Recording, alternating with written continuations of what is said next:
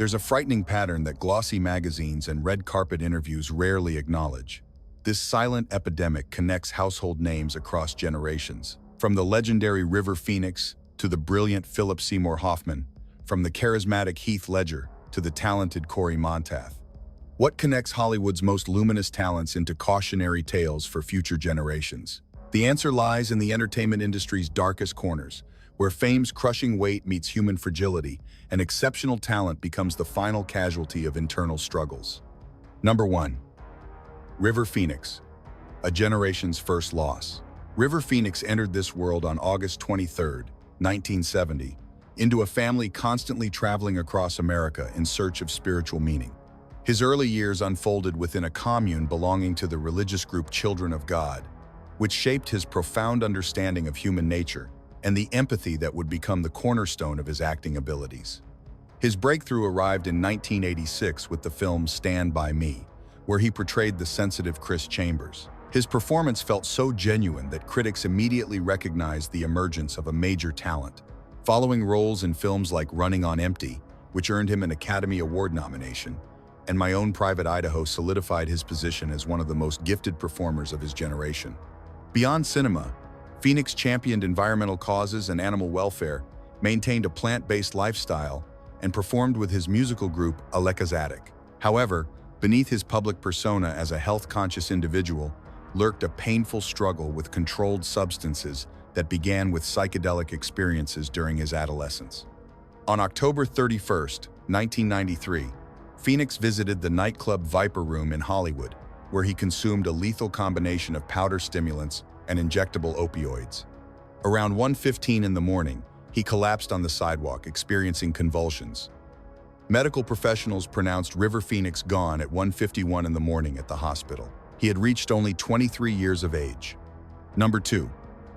Philip Seymour Hoffman, the master's departure. Philip Seymour Hoffman belonged to that exceptional category of performers who could make any character utterly believable. Born on July 23, 1967 in Fairport, New York, he displayed theatrical inclinations from childhood.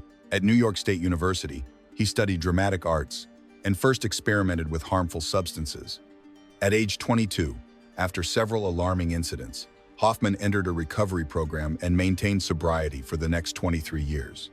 An Academy Award winner for his extraordinary portrayal of Truman Capote in the film Capote, released in 2005, he created an unforgettable collection of characters in films like Magnolia, The Big Lebowski, Doubt, The Master, and the Hunger Games series. His gift lay in discovering humanity within the most complex and controversial personalities. To prepare for Capote's role, Hoffman invested months examining video recordings of the writer, reading his correspondence and contemporaries' recollections. He mastered Capote's distinctive, high-pitched voice, his characteristic movements and speaking patterns. The outcome surpassed all expectations. Hoffman didn't simply perform Capote, he embodied him during production. In his personal life, he built a solid family with costume designer Mimi O'Donnell, and they welcomed 3 children together. However, in 2012, after nearly a quarter century without substances, Hoffman resumed usage. Initially, these were prescription medications and alcohol. But gradually, he returned to injectable opioids. On February 2, 2014, writer David Katz discovered Hoffman's body in his rented apartment in Greenwich Village, New York. The remains lay in the bathroom with a needle in his left arm. Nearby sat packets of injectable opioids. The medical examination revealed that Hoffman passed from acute intoxication involving injectable opioids, powder stimulants, benzodiazepines, and amphetamines. He had reached 46 years of age. Number 3. Heath Ledger. When perfection demands everything. Heath Andrew Ledger arrived on April 4, 1979 in Perth, Australia. At 16, he left school and relocated to Sydney to pursue performing. His debut in the film 10 Things I Hate About You in 1999 made him a teenage sensation, but Ledger pursued more substantial roles from the beginning. The genuine challenge came with his performance in Brokeback Mountain, released in 2005, where he portrayed cowboy Ennis Del Mar, who develops romantic feelings for his colleague. Ledger created one of the most sensitive characters in his career, earning him an Academy Award nomination. Ledger earned recognition for his perfectionism and complete immersion in roles. To prepare for the Joker in The Dark Knight, released in 2008, he invested months studying the psychology of madness, maintaining a character journal. This intensive creative process, combined with personal challenges following his separation from Michelle Williams, resulted in sleeplessness and melancholy. On January 22, 2008, someone found Ledger without life in his New York apartment. He was 28 years old. The medical examination showed he passed from accidental poisoning involving a combination of prescription medications, including pain relievers, sedatives, and sleep aids. Number 4. Corey Monteith. From hope to heartbreak. Corey Allen Michael Monteith arrived on May 11, 1982 in Calgary, Canada, but grew up in Victoria, British Columbia. His childhood fell far from perfect. His parents separated when he reached 7 years old. His teenage period proved particularly challenging. At 13, he began experimenting with alcohol and cannabis, quickly progressing to stronger substances. By 15, he regularly used powder stimulants, ecstasy, and prescription opioids. At 19, after another binge that nearly ended fatally, Monteith realized he needed assistance. With his mother's support, he underwent recovery treatment and began slowly reconstructing his life. He completed his secondary education and decided to attempt performing. Fortune favored him in 2009 when he succeeded at the audition for Finn Hudson in producer Ryan Murphy's new series Glee. The series followed a school choir attempting to gain popularity among students. The role of a football team quarterback who secretly loves music suited Monteith perfectly. Glee became an American television phenomenon. The series blended drama, comedy, and musical performances while addressing significant social issues. Monteith quickly became one of the viewers' favorite characters. His character, Finn Hudson, evolved from a stereotypical athlete to a sensitive young man. Particularly meaningful were his relationships with co-star Lea Michele, who portrayed his girlfriend Rachel Berry. Their on-screen relationship developed into genuine affection. Monteith spoke candidly about his struggle with harmful substances, becoming an inspiration for young people.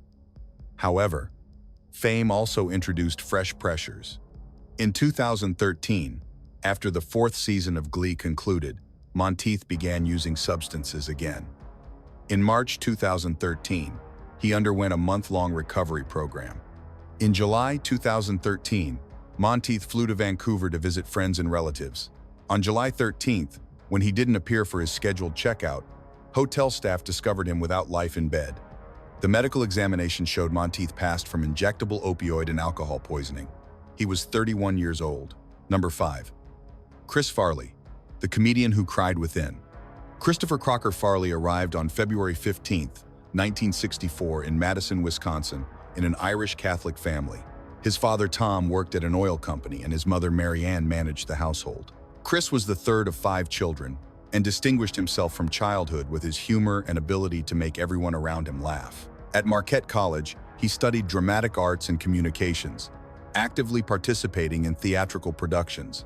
After graduating, Farley relocated to Chicago to join the legendary comedy theater Second City, where many Saturday Night Live stars later worked. In 1990, Farley joined the Saturday Night Live team, where he created several unforgettable characters, including Matt Foley, the hyperactive motivational speaker who lived in a van down by the river. His sketches gained such popularity that the studio decided to produce a feature film, Tommy Boy, released in 1995, where he performed the lead role alongside David Spade. Farley possessed a rare gift, the ability to provoke laughter even with his physical presence. But behind his laughter concealed deep isolation and self-doubt. He struggled with weight issues, melancholy, and substance problems for most of his adult life. Colleagues described him as an extraordinarily kind and sensitive person who used humor as protection from internal pain. On December 18, 1997, someone found Farley without life in his Chicago apartment. The cause was powder stimulant and morphine poisoning against the background of heart problems. He was 33 years old. His passing became a reminder that even those who bring joy to others can suffer from invisible wounds. Number 6. John Belushi. Saturday Night Live's first major loss. John Adam Belushi arrived on January 24, 1949 in Chicago to an Albanian immigrant family. He was one of the founders of modern American comedy. His characters on Saturday Night Live, including Samurai Futaba and the Blues Brothers, became legendary. Together with Dan Aykroyd, he created the Blues Brothers duo, which achieved enormous success both on television and in cinema. Belushi joined Saturday Night Live in 1975 as one of the original cast members. His energetic physical comedy and improvisation abilities quickly made him a show star. The character Jake Blues, which he created with Dan Aykroyd, grew into a complete musical project. The album Briefcase Full of Blues reached #1 on the charts, and the film The Blues Brothers, released in 1980, became a genre classic. Parallel to his work on SNL, Belushi appeared in films. His debut role in National Lampoon's Animal House, released in 1978, brought him recognition as a film performer. His character, John Bluto Blutarsky, became one of the most famous roles in comedy film history. Belushi earned recognition for his intense lifestyle and tendency toward extremes. He worked at the limit of his physical capabilities, often going without sleep during performance preparation, then resting with alcohol and harmful substances. Friends and colleagues repeatedly attempted to assist him, but Belushi believed he controlled the situation. On March 5, 1982, someone found the performer without life at the Chateau Marmont Hotel in Hollywood. The cause was poisoning from a combination of powder stimulants and injectable opioids known as a speedball. He was only 33 years old. Belushi's passing became the first major loss for Saturday Night Live and revealed the dark side of the comedy industry. Number 7. Bradley Nowell. Music as the Final Sanctuary. Bradley James Nowell arrived on February 22, 1968, in Long Beach, California. Although he gained greater recognition as a musician leading the band Sublime, he also appeared in several films and television programs. His charisma and talent attracted film studios' attention, and many saw potential for a big-screen star in him. Nowell began playing guitar in childhood and quickly displayed musical talent. In 1988, he founded the band Sublime, with bassist Eric Wilson and drummer Bud Gaw. The band combined reggae, punk rock, and ska music, creating a unique sound that defined the 90s soundtrack. His struggle with injectable opioid problems was well known in musical circles. Nowell began using harmful substances as a teenager, but injectable opioids became his main challenge in the 1990s. He repeatedly attempted to quit substances, especially after his son Jacob's arrival in 1995, but the problem proved stronger than his will. On May 25, 1996, just 7 weeks before Sublime's debut album release, someone found Nowell without life in a hotel room in San Francisco. The cause was injectable opioid poisoning. He was 28 years old. The album achieved platinum status after his passing, but the world forever lost a unique talent. Number 8. Todd Bridges. Second Life After the Fall. Todd Anthony Bridges arrived on May 27, 1965 in San Francisco. He gained recognition for his role as Willis Jackson in the popular sitcom Different Strokes from 1978 to 1986, portraying one of 2 African-American boys adopted by a wealthy white businessman. After the series concluded, Bridges experienced a challenging period, struggling with harmful substances in the 1980s and 90s. His arrest for substance distribution and weapons possession made him a symbol of how childhood fame can lead to self-destruction. He spent several years in correctional facilities and recovery centers. However, Bridges managed to return to normal life through recovery treatment and strong motivation to change his life. He became an active fighter against harmful substances, speaking in schools and community organizations, telling young people about substance problems' dangers. His story demonstrates that even after the deepest fall, recovery and return to productive life remain possible. Number 9. Jonathan Brandis, the child star who couldn't transition. Jonathan Gregory Brandis arrived on April 13, 1976 in Danbury, Connecticut. He gained recognition for his role in the science fiction series seaQuest DSV from 1993 to 1996, where he portrayed Lucas Wolenzak, a young genius hacker. The series achieved moderate success but made Brandis famous among teenagers. Like many child stars, Brandis struggled with transitioning to adult roles. After seaQuest DSV concluded, finding serious roles proved difficult, and he mostly appeared in B-category horror films and independent projects. Financial problems and professional setbacks led to melancholy. Alcohol and harmful substances became a method to cope with disappointment and early success pressure. Brandis began consuming alcohol daily and experimenting with prescription medications. His condition gradually worsened despite assistance attempts by friends and family. On November 12, 2003, Brandis took his own life in his Hollywood apartment. He was 27 years old.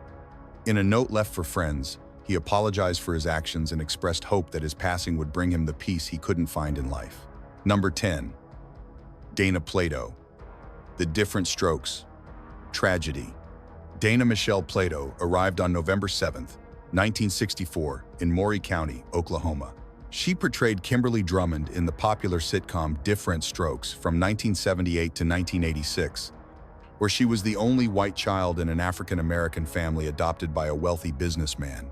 The series was extremely popular, but after it concluded, Plato struggled to find new roles and transition to adult life. Work shortage and financial problems led to melancholy and turning to harmful substances as an escape from reality. In 1991, Plato was arrested for robbing a pharmacy where she attempted to obtain prescription medications. This was the first of a series of arrests for shoplifting and substance possession.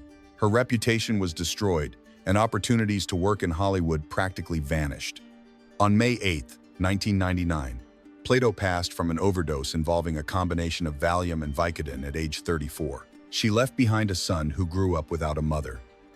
Her tragedy became a symbol of how childhood fame can become a curse without proper support and guidance. Number 11. Edward Furlong. Survived, but scarred. Edward Walter Furlong arrived on August 2, 1977 in Glendale, California. He became a star at age 13 thanks to his role as John Connor in Terminator 2. Judgment Day. Released in 1991. His natural performance alongside Arnold Schwarzenegger brought him worldwide recognition and opened Hollywood doors. However, early fame became a challenging test for the teenager. Without proper support and guidance, Furlong got lost in the adult world. He began using harmful substances as a teenager, which negatively affected his career and personal life. Despite several attempts to return to cinema, his problem continued hindering professional growth. In 2011, Furlong was hospitalized after an overdose, but fortunately survived. This incident became a turning point in his life, and he began a serious battle with his problem. Although his story could have ended tragically, it demonstrates that even after the deepest fall, recovery remains possible. Number 12. Richard Pryor. The comedian who played with fire. Richard Franklin Lennox. Thomas Pryor III arrived on December 1, 1940, in Peoria, Illinois. He was one of the most influential comedians of all time, but his struggle with harmful substances almost cost him his life repeatedly. Pryor grew up in an establishment run by his grandmother, which shaped his harsh, unvarnished humor style. His career began in the 1960s in nightclubs where he initially imitated Bill Cosby's style. However, he gradually developed his own unique voice that spoke openly about racism, harmful substances, and personal struggles. His autobiographical performances were revolutionary for their time. Pryor struggled with substance problems throughout most of his career. In 1980, he received third-degree burns on 50% of his body while preparing freebase powder stimulants, which led to a fire in his house. Officially, this was called an accident, but later Pryor admitted it was a self-harm attempt. Although he survived this incident and used his experience in comedy performances, harmful substances continued destroying his health.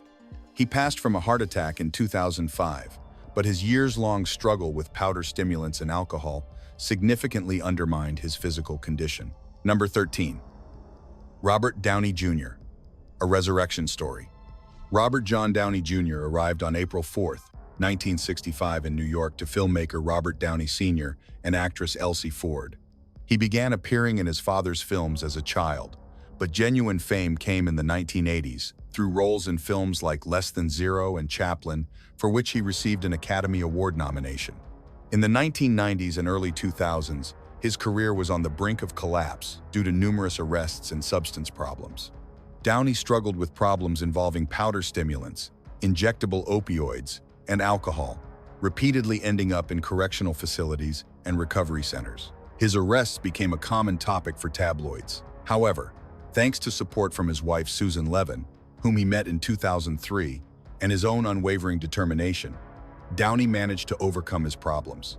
His return to Hollywood in the role of Tony Stark, also known as Iron Man, became one of the biggest success stories in the industry. Today, he's one of the highest-paid performers in the world and actively supports recovery programs. Number 14. Macaulay Culkin, the child star who survived. Macaulay Carson Culkin arrived on August 26, 1980 in New York. He became a world star thanks to his role as Kevin McAllister in Home Alone, released in 1990, which brought him the status of one of the highest-paid child stars in Hollywood history. However, fame at an early age became a heavy burden. Culkin experienced a challenging period in the 2000s when he struggled with melancholy and substance problems after his girlfriend's passing. He spoke openly about how difficult growing up in the public eye was and dealing with fame's pressure. Culkin experimented with various harmful substances, including cannabis and stronger substances, but managed to overcome his problems and restore his life. Today, he actively works in film and television, becoming an example that recovery from problems is possible even after the most difficult periods. Number 15. Brittany Murphy, the mystery that haunts Hollywood. For Semper Time 7, Brittany Ann Murphy arrived on November 10, 1977 in Atlanta, Georgia. She relocated to Burbank with her mother at age 13 to pursue performing dreams. Her breakthrough came in the teen comedy Clueless, released in 1995, where she portrayed the endearingly awkward Ty Frazier alongside Alicia Silverstone. Murphy's unique voice and bubbly personality made her stand out in Hollywood. She starred in numerous successful films, including Girl Interrupted, 8 Mile, alongside Eminem, Uptown Girls, and Just Married. Her voice work in animated films also gained recognition, particularly as Luann Platter in the long-running series King of the Hill. Colleagues described her as exceptionally talented, kind, and full of life. However, her personal life became increasingly complicated after marrying British screenwriter Simon Monjack in 2007. Friends noticed changes in Murphy's behavior and appearance. She became more withdrawn, lost significant weight, and seemed increasingly controlled by her husband. Those close to her expressed concern about her health and the influence Monjack had over her life. On December 20th, 2009, Murphy collapsed in the bathroom of her Hollywood Hills home after experiencing flu-like symptoms for several days. Her mother Sharon and husband Simon called emergency services around 8 in the morning. Firefighters attempted revival efforts while transporting her to Cedars-Sinai Medical Center, where medical professionals pronounced her gone at 10:04 in the morning. The Los Angeles County coroner concluded that Murphy passed from pneumonia, combined with anemia and multiple prescription medication intoxication. Assistant Chief Ed Winter confirmed that only prescription and over-the-counter medications were found in her system, no illegal substances.